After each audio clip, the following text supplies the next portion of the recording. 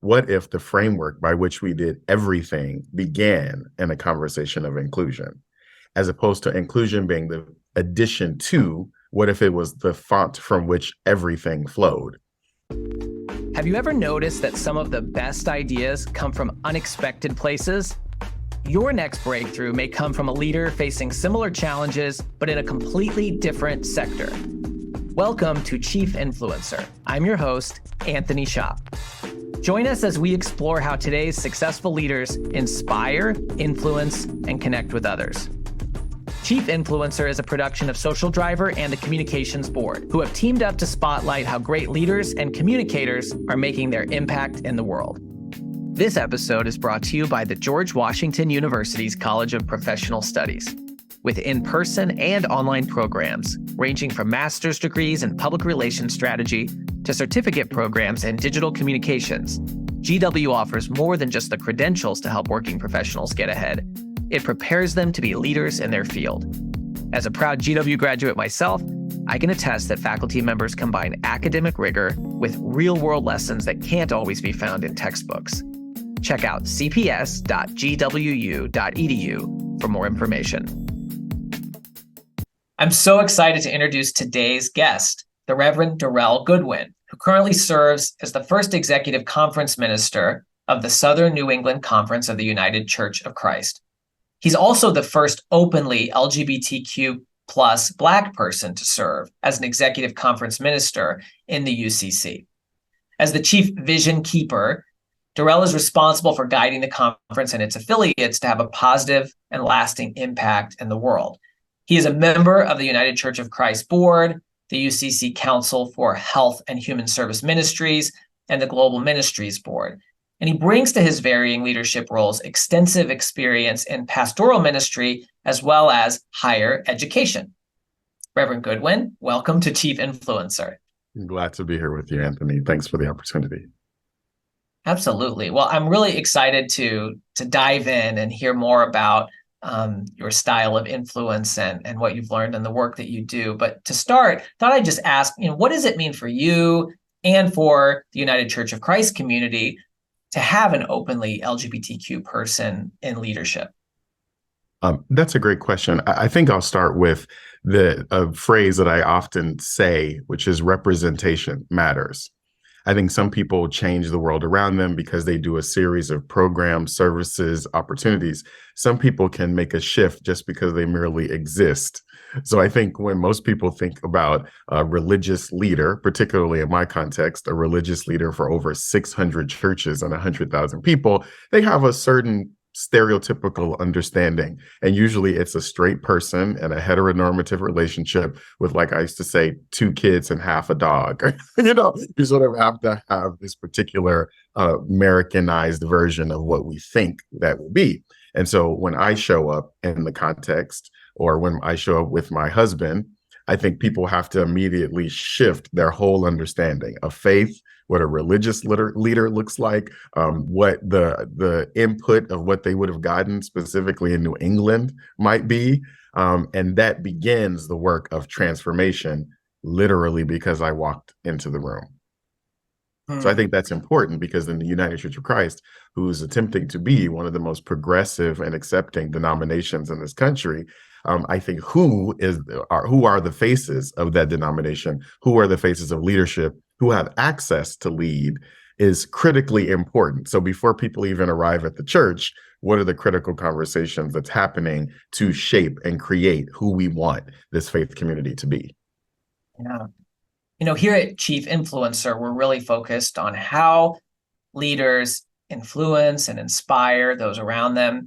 And in your case, you said it's 600 congregations, 100,000 people. And I know inclusion is a really major focus for the UCC and for you.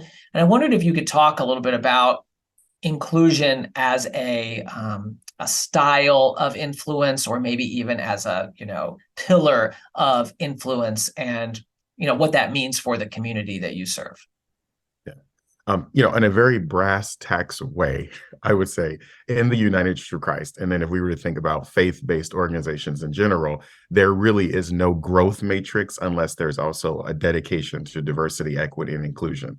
These are the only churches and organizations that are growing, who centered being open and affirming, which is our way of saying LGBT welcoming, have chosen to hire either pastoral leaders of color or women. And in our context, even more diverse-wise, hiring leaders under the age of 30.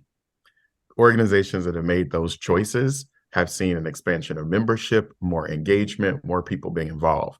So when I started as executive conference minister, my first meeting with the board, which was a little bit of a risk take, and they were asking about how we would make sure that no matter what we did with our initiatives, inclusion and diversity was sort of one of those pillar points. So I'm listening to this conversation, my first time with the board, and I posited that under my leadership, I wanted to focus on this a little bit differently. What if the framework by which we did everything began in a conversation of inclusion, as opposed to inclusion being the addition to, what if it was the font from which everything flowed? And the board sort of went, interesting, okay, so how? And I began to give examples. So I said, so beginning in the program, when we're developing a service for our organization, we might ask the questions: is this accessible? Is it affordable? Where is it in terms of its location? Who's our target audience? How do we build from there? As opposed to what organizations typically do around inclusion is we build the thing. And then we go, oh, but this might be a barrier for the hearing impaired, or, oh, people may not be able to get up the steps, or, oh, we've made it so expensive that this whole demographic can't afford it. And then it's more like people feel you've added them as an afterthought. And I'm sort of saying, if we begin with these questions and everything, then people aren't an afterthought. And it improves us and stretches us and makes us better and brighter. And I'll use this last example. We've often talked about, oh gosh, everything had to be virtual, and that was some sort of a hindrance because it's so much more great when we're in person. While I do agree in the value of being able to be in person, there are folks who haven't been engaged with our critical work for probably the past decade, who now have the opportunity from especially rural areas to tap in to this justice narrative in a dramatic way that for a decade they haven't had an opportunity. So we see our online presence now as an accessibility issue, not just what was convenient because we couldn't move in person. And I think that's kind of the shift you have to make inclusion a major part of who you are.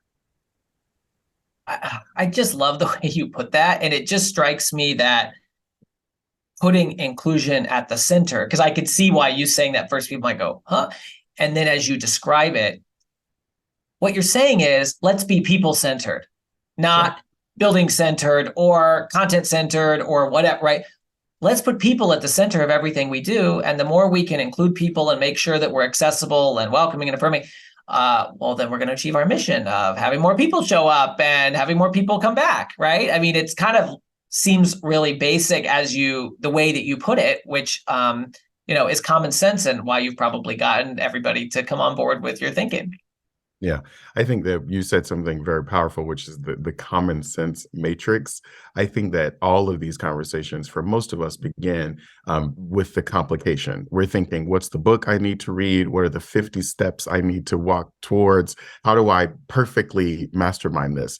I began every diversity, equity, and inclusion conversations with our church in this phrase that no one can steal this yet, but I'm calling it the hello ministry.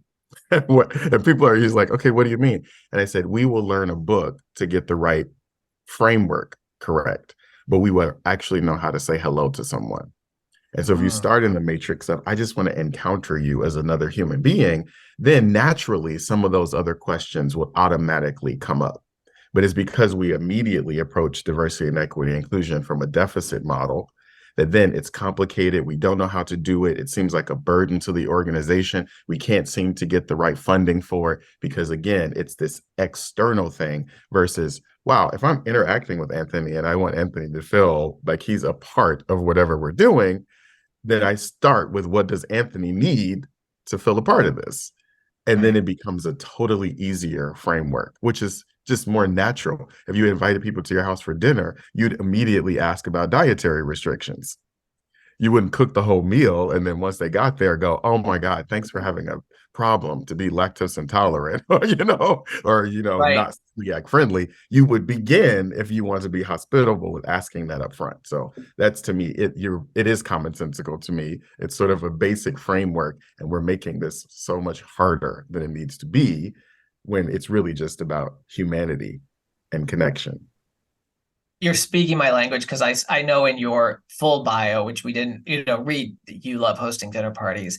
I love hosting dinner parties. And I always like to ask people about their preferences and restrictions, because I'll never forget, I had a friend over once and he didn't tell me he was keto, and I made mashed potatoes, and it was kind of like, which I was, thought I did a really good job on, homemade. And I was like, I would have done like mashed cauliflower or something else, because I want him to be able to eat the food I'm making. That's the point of having a dinner party. And so sometimes, on one hand, people are shy to tell you if you don't ask, and you do have to find the appropriate way, so they don't, because they might have an experience where a long time they felt like they were an inconvenience, and no, I'll just figure out my way to navigate. And so there's a little bit of that two-way street there, and making folks feel comfortable telling you their preferences, not just in dinner parties, but that's a good analogy for it.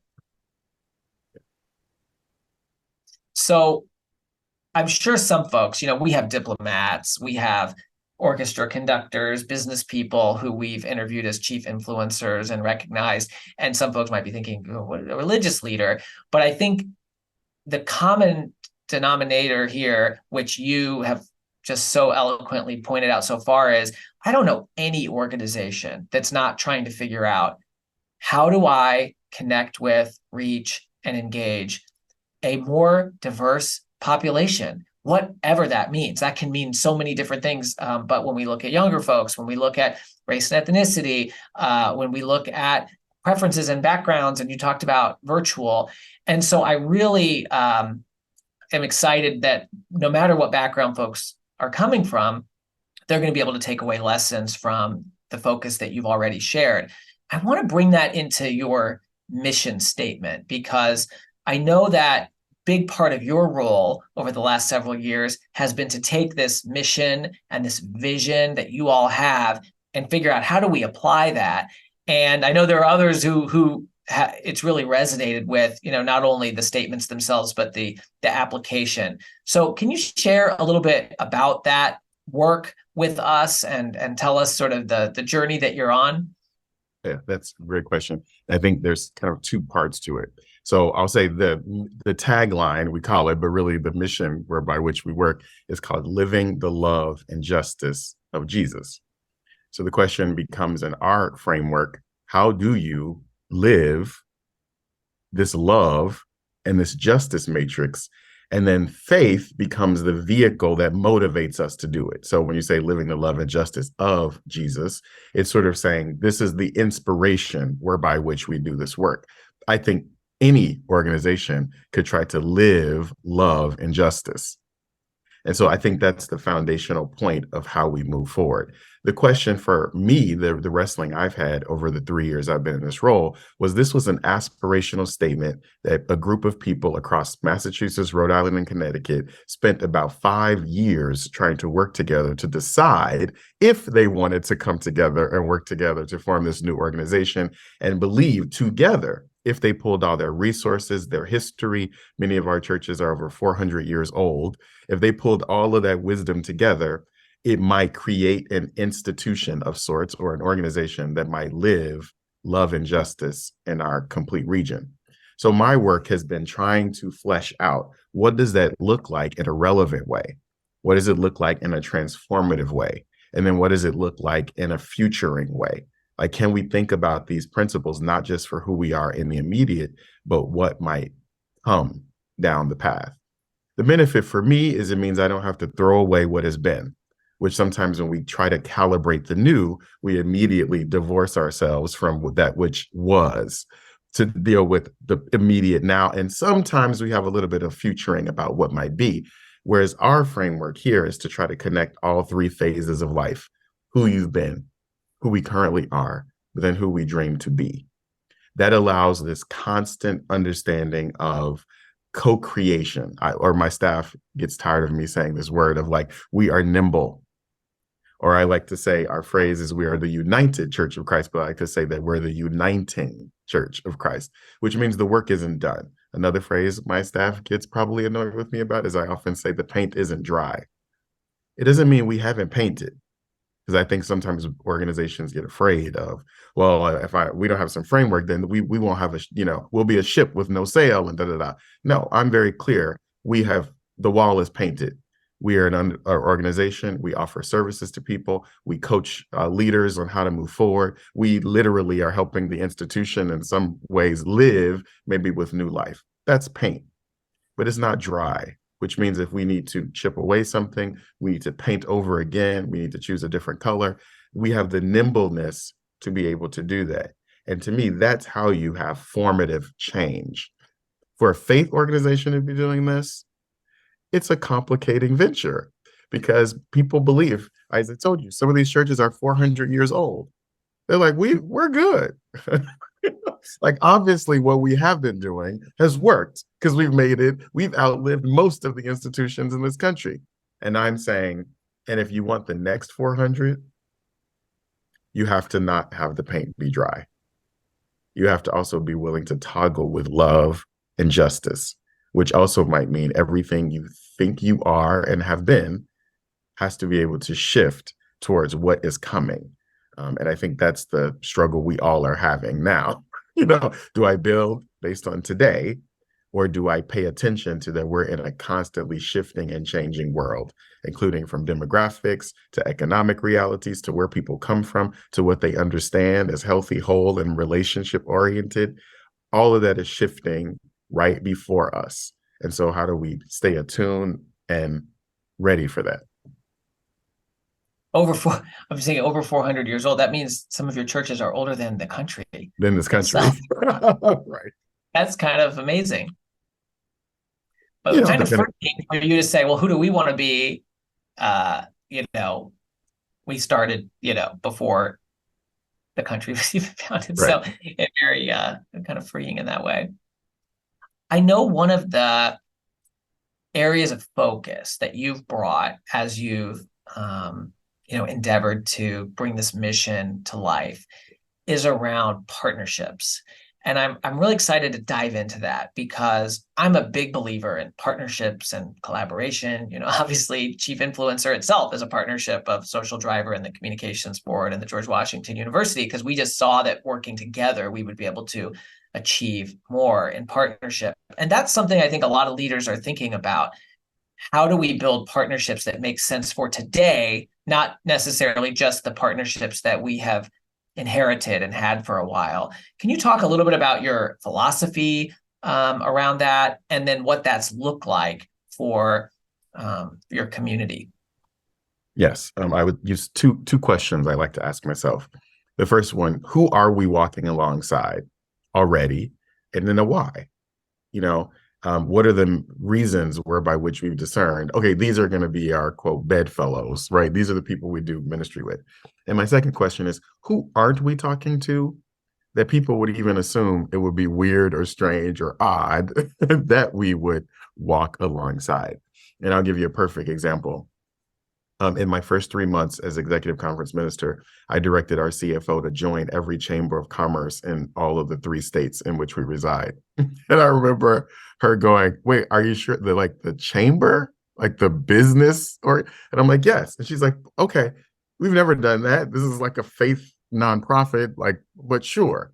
So we joined every chamber. And one of the chambers called me and said, hi, we just wanted to make sure you were joining the right thing. We don't currently have any religious organizations a part of this. So are you sure? And then they wanted to vet this. Like, what's your motivation? What's going on here? Which I thought was hilarious. And I said to them, we need to be at the table. If the purpose of the chamber is to be transformative in the communities in which we live and work, then why would a faith-based organization not have a voice at the table? They were like, I don't know, that totally makes sense. Just no church has ever asked us. And so it creates the kind of shifting that, I'll give an example. The Connecticut Business and Industry Association had their business day. And here I was sitting on the front row in my clerical collar, sitting next to our state senators and our state chamber leaders. What resulted as a result of that is I had a conversation with one of our presidents of our chambers in the state of Connecticut to say, what if we did this business day, but with faith leaders? And we brought faith leaders from all different denominations and traditions and everything together and had them have a summit on the economic transformation of the state. And they were like, again, we would never have considered that. But then that matters, or I'll end with the commissioner for economic development in the state. She was naming all of the organizations that contribute to the financial framework. And I went up to her afterward and said, well, in my context, I have 600 churches across 3 states. We often are the place where a person looks for immediately when they move to a town. We are hosting most of the migrant workers who are moving here without shelter or place of residence. And so I might peradventure that churches, faith-based organizations, are critical to the economic infrastructure. Met with her team 3 weeks later. They are revising some of their marketing resources to advertise the state of Connecticut as a great place to live.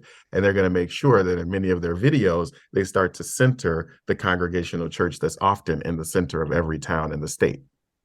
Without presence, there's no invite to that conversation. Without presence, there's no pushing of how things may have historically been thought of. I didn't show up to make that commissioner feel bad, but I did show up so that we might have an invitation to a dialogue that didn't historically exist. I think that's how every leader should be wondering, who aren't we talking to? Why aren't we talking to them? And what do we do to talk to them? That's kind of how I think it is. Have you had experiences where you are considering partnerships that might be new, and then you realize it's not the right fit? Because you can't do everything. So how do you bring a framework to that type of decision? So I'm gonna nuance the question with just a little bit of a complication. So there's a historic social justice organization, I'll leave it like that, that I thought was a no-brainer for the Southern New England Conference to be immediately in partnership with. So I immediately emailed them within my first 6 months and was like, ta-da, I'm here, and I'm about partnerships, and I want to partner with you. And they said, well, we would be interested in having this conversation with you, but are you willing to give a public apology for some of the things that your organization has done over the 400 years it's been in existence in our 3 states? And I was immediately like, what? And this organization was like, we are so grateful that now this institution has its first African-American openly LGBT leader, but that doesn't deal with what has happened in the 400 years leading up to this historic moment. So while we celebrate with you, we still think you need to remedy the behaviors and some of the unjust things that have happened over 400 years. I use that as an example of like a partnership that didn't make sense in the immediate, because what did make sense is that we didn't do the relationship building to then create the pathway for the relationship to now exist. Because for the past 100+ years that organization has been in existence, our institutions have never reached out and had a partnership with them. So I don't know if I could tell you that there's any organization that wouldn't be a good partner to us.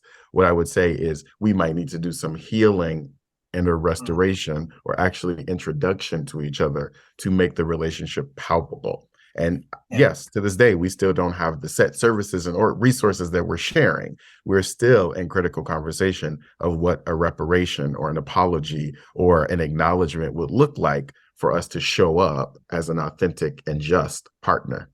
And that's and that was a wake-up call, because even with the representation and the identities and everything else, I appreciate that organization pushed back to say, but we want this to be authentic, real, and we want it to actually be meaningful on the other end. Yeah. Wow. That's timing might be one of the pieces of partnerships, right? But also you talk about the relationship building and the work. I know you've even found some other just sort of what to me are unexpected local partnerships, like in the arts and other areas. Do you want to just share a little bit more about that? Yeah, we created a program called Faithful Fun, and it was a way to ask our churches, like, get out of the 4 walls. Because again, I think organizations can get so endemic to just their own particular ilk or whatever the case may be. So we made partnerships with the Hartford Stage Theater. We've made partnerships with some of our ballet organizations. I think there are many other artistic endeavors that I think the conference can be a part of, from giving clergy and their spouses or partners an opportunity to see a play together and have a formal reception at the theater, to a $1.25 million grant we just received in compelling preaching, where people in the arts are going to be teaching clergy how to actually create stage presence and minister to their congregations. I think the theater folks are like, fascinating. And I think the pastors are like, but wait, church is a theater, is it? And I'm saying, yeah. I mean, but for me, that's a difference of being able to think outside the box and then see how those things might be transformative. What's really wonderful is that there'll probably be this preaching revival that's going to be happening in one of our major theaters in Connecticut, and they've never historically held any religious-oriented event other than maybe a play or some other performance that may have had, quote, a religious theme, whereas this will be an entire event in 2025 that's also a revenue-generating stream for that theater. Like, those are the kind of things that I think stretch us in becoming the people who I think we're called to be. It's something that you said about those partnerships early on that I want to go back to, is about getting outside of the four walls. Yeah. So, I think we have a lot of different leaders, whether it's somebody who's centered in an embassy or an arts venue or a church, like, many of the leaders that you serve are, or other types of businesses. They've often thought about their organization as being centered around a space or maybe a particular event, right? Like they have an annual meeting or conference. And what we've obviously learned over the last several years is, well, sometimes we have to find ways to adapt and to build community and maintain community when we don't have that space, available for people to come to for various reasons. And now the expectations of everyone have changed, where they don't want to show up in a physical space for a variety of reasons. And you mentioned, accessibility being one of those, but even just, family and personal preference. I'd love to just hear a little bit more from you about that, because I can't imagine any leader or communicator listening in not dealing with that in some form or fashion right now. And you all are, obviously, it's probably a major challenge, but also opportunity for any church. I would say there's two phrases that come immediately to mind. The first one is, I think all successful organizations have to have a cross-pollination dynamic as a part of their framework. How are we cross-pollinating? Meaning we cannot stay, even if you want a grant in this day and age from a federal organization or a private foundation, they're going to ask you immediately, who are your other partners? And quite frankly, they are not looking for the same types of organizations. They want to know, who are you looking at? Then the other successful piece of an organization, I think, is an interdependence. So like, how do you see your own success as wrapped into the success of the entity that may be outside of you? So a perfect example for me would be the city of Hartford and the Southern New England Conference. So if the city of Hartford is trying to think about how to amplify small business owners, and I realize that we have quite a few small business owners that are members of our churches, then what is the conversation that our churches can be having with the city of Hartford to make that relationship mutually beneficial and we're all working towards the same end game? I think that we are often thinking, but you don't do what I do, as opposed to asking, but what's your aim? If all of our organizations, the term I'm most, that's big to me right now is hope. If I got 6 hope-oriented organizations together to decide how we might speak to urban homelessness in the city of Hartford or Boston or Providence, we are far more likely to see similarities than if I was like, well, I'm only going to work with churches to do this, or I'm only going to work with certain types of nonprofits.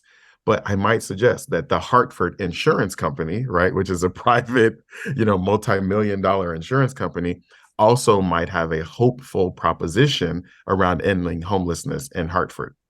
So we see a cross-pollination there, or an interdependence there, that may not have existed if I was only thinking about churches and insurance companies, right? It's like, well, I mean, other than maybe covering the building, or, a damage happened and we're trying to make a claim, we can't see ourselves as like walking forward around that. And, for sake of time, I'll just use one other example. The Connecticut business and industry person, when we were meeting, initially, when that was one of the groups that was like, wait, why do you want to do this again? And I talked about who I thought we could be together. They envisioned, well, does the church believe in workforce development? And I said, yes, I think we do care about whether people have jobs, if they're able to survive and live a hope-filled life. And so the president of that chamber said, I imagine, what if one day the both of us are standing in front of the state legislature talking about an investment in trade jobs, talking about an investment in manufacturing, talking about giving jobs and economic transformation to communities that are often underserved, underprivileged, and don't have resources in these other ways. He's like, that would blow the legislature's mind. Like the faith person and the business person somehow making the workforce development important.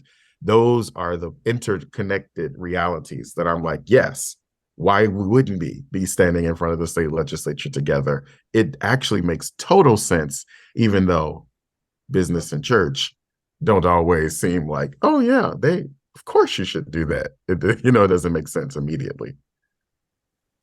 Reverend Goodwin, have you learned any lessons about how to build an engaged community when folks maybe, can't show up on Sunday to be there? Because you talk about church and business. This is something that you're both dealing with. I just wonder, any lessons learned or successes about this whole, hybrid virtual world? I think so. I have a lot of phrases. You always have good phrases. I love that. To our organizations is sort of take the locks off the doors of the church. Now, I mean that sort of, yes, literally, but then maybe also in this larger sense. We've put ourselves in all of these boxes. My business, my organization, my institution must function like this at these times in this particular way. But if we start thinking outside of that framework, the wisdom that I've gleaned is that it's probably not going to be in the way that you've masterminded and planned it out, but that doesn't mean it's not going to happen. One of the statistics is the most watched hour of a live streamed worship service is Wednesday at 7 p.m. Well, what does that tell us? If church is oriented about something that happens Sunday morning at 11 o'clock across this country, then we're failing to pay attention to, once that live stream is available virtually, it's Wednesday at 7 o'clock. Yeah. And so I ask myself, I was actually with the church 2 weeks ago, where I said to them, would you be willing? Like, would you think outside of the box and stop having church on Sunday and move your worship service to 7 p.m. on Wednesday night? If that is what the members of churches are identifying as the points in their midweek that they want to engage with some spiritual practice, are we willing to take the risk to shift ourselves from Sunday morning to Wednesday? Those are the kind of learnings that we have to pay attention to, or the service is now available virtually, so people who need it on Wednesday can have it, and people who can't live without going to a building on Sunday have that too. Are we willing to be able to straddle the line sometime, as opposed to just, nope, our services are Sunday mornings at 11 o'clock, and if you can't make it to this particular place and time, see ya. It just shows the power of just asking questions that maybe we didn't used to have permission to ask.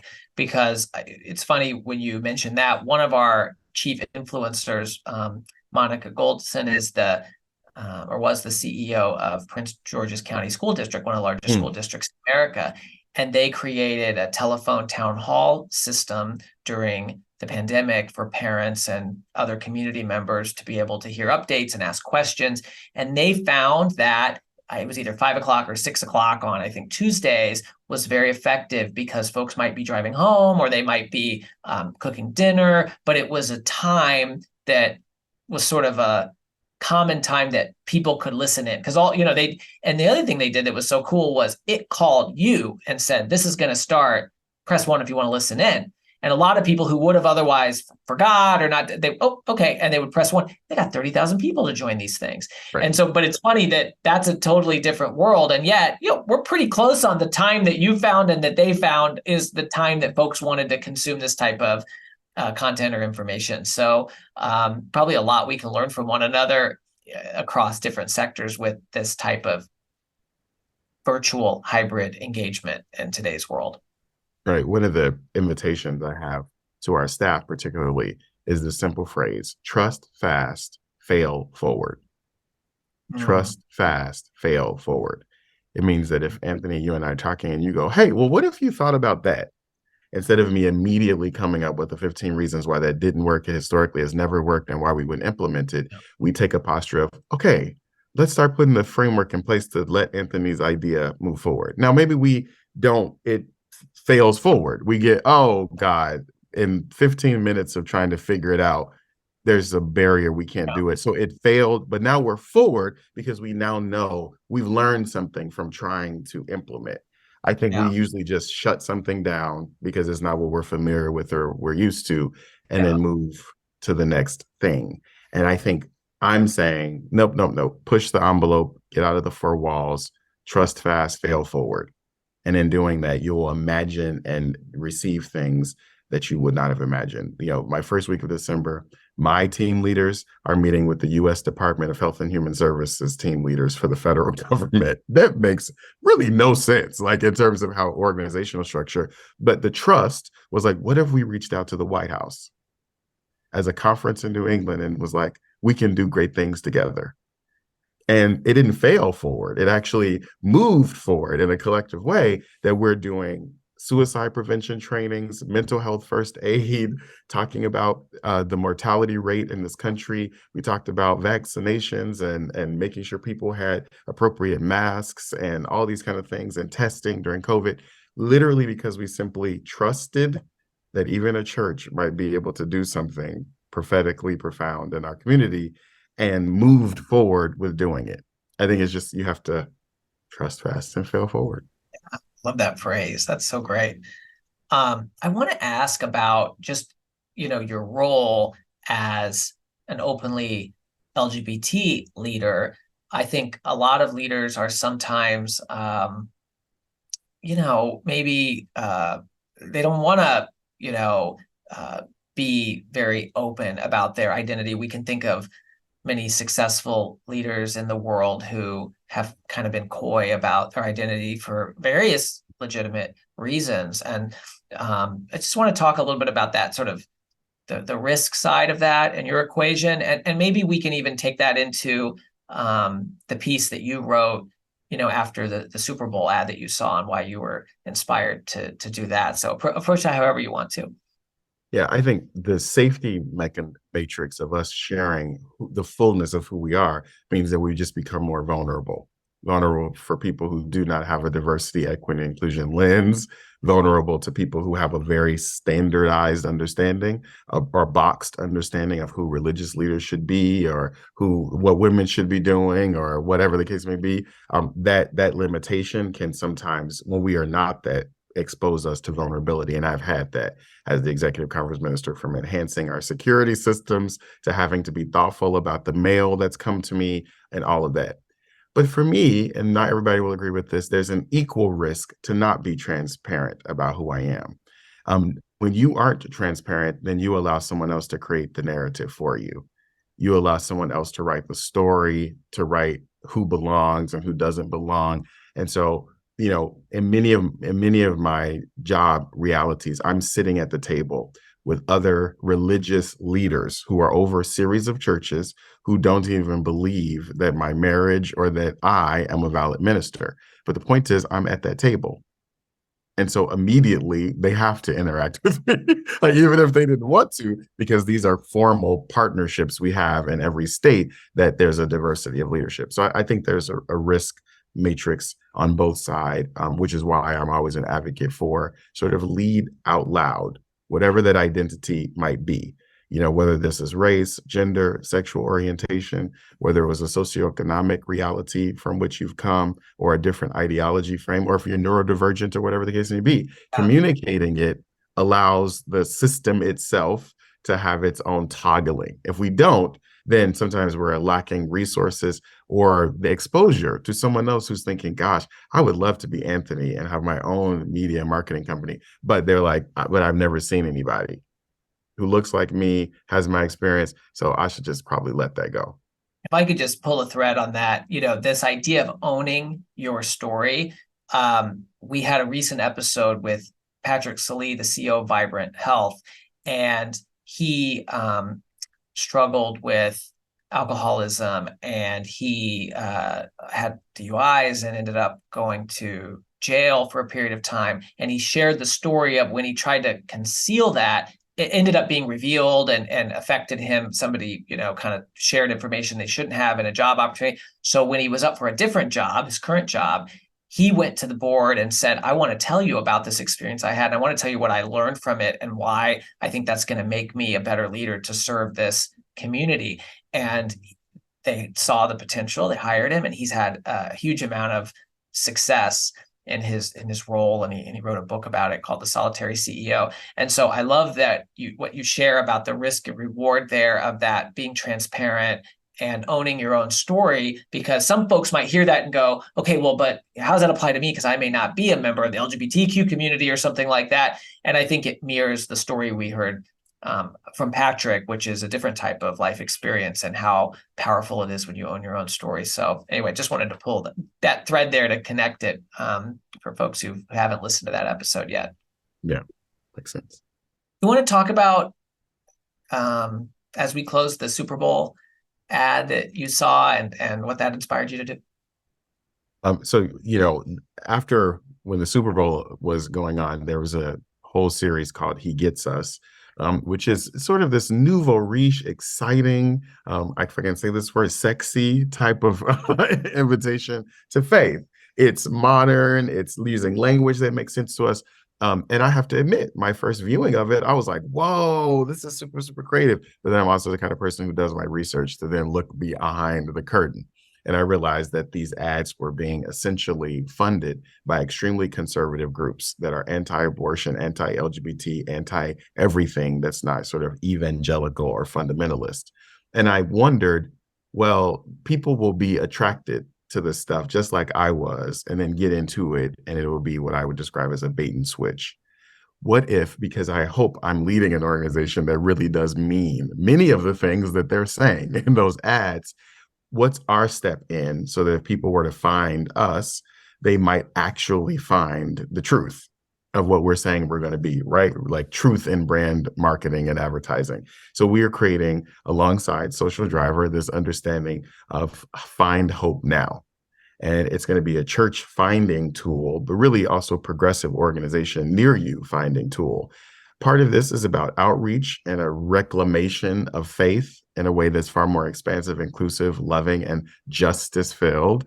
But the other piece is to also add voice in a space that has a voice right now, but people are going to get hurt on the other side of hearing that voice. They're going to think they just found a loving organization and show up at one of the places they're advertising and be told, yes, you can be loved if.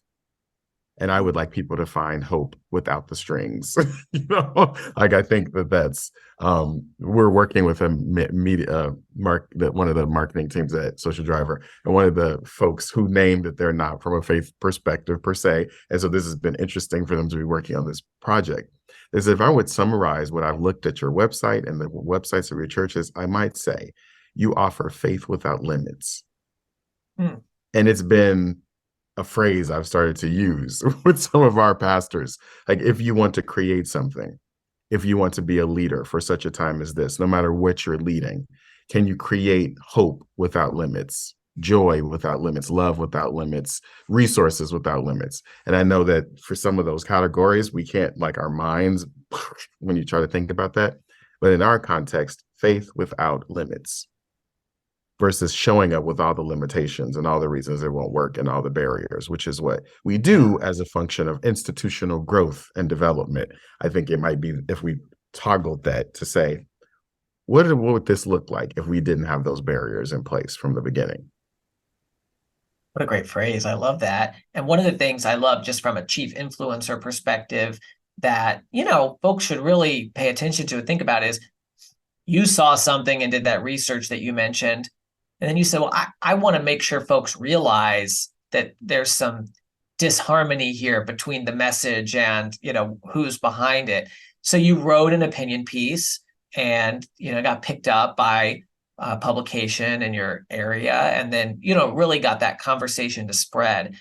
And I think that's a really important message. And even if, you don't send it to a newspaper, I mean, we can all publish articles on our LinkedIn profile, but sometimes that's what a leader, an influencer has to do, is to, when you get that voice that's like, wait a minute, somebody needs to say something about this. Well, who else is going to do it? Maybe I need to be the one who does it. And I don't know if you want to add anything about that, but I know that created some ripples in a positive way for you and the communities that you serve. So I'll say two things. One, it created one negative ripple, and that was that for a period of almost 3 months, every social media page I owned, the conference owned, anything that was associated with us was being bombed, attacked, resources. We continuously had to delete, block, do everything on all of our social media. So have to be open to, if you do that, the wrong people might also read those articles and have that influence. But it was free marketing for an alternative to that rhetoric. The second part I would say is, so right now I'm on a board of an organization, progressivechristianity.org, which is a weekly publication, video of Ask the Progressive Christian. I mean, they have all of these things, a lending library, all these things. I became a part of their board because they saw that article, read about it, and wanted to figure out how we can connect. That organization has over 20,000 followers and growing, and they're moving forward with a number of creative and innovative resources. We're having a meeting in 2 weeks about what does the future look like between the Southern New England Conference and progressivechristianity.org, which also manages its own magazine. Never would have happened without me just pinning a little opinion piece to say, can we really be who we say we are? And we have some ideas and Find Hope Now that do that. And this other organization, digital organization, went, we want some of that. And how do we connect? And has turned into a board relationship and then maybe some organizational alignment in the future. Well, and what a great full circle example to close on, that emphasizing inclusion as, a major part of who you are. Like you said, not just a pillar, but really what if that's where everything starts, and writing that piece turn into a new partnership, which we spent a lot of time talking about. And, and so you sometimes go out and find those partners like you did. And in some cases, by showing up the way you want to, you attract those partners and, draw them to you. So I think that's pretty cool. Well, we could go much longer today. Yeah, we could just talk all day. But, I think anybody who's listening understands, why we wanted to feature you and how much we can learn from your example as a chief influencer. So, Reverend Darrell Goodwin, thank you so much for being with us today, and congratulations on being recognized as a chief influencer. Well, thank you so much for this opportunity. Thank you for joining us for another episode of Chief Influencer, a production of Social Driver and the Communications Board. If you know a leader who should be featured as a chief influencer, please nominate them at chiefinfluencer.org. For show notes and more, visit us at chiefinfluencer.org or follow Chief Influencer on LinkedIn. Until next time,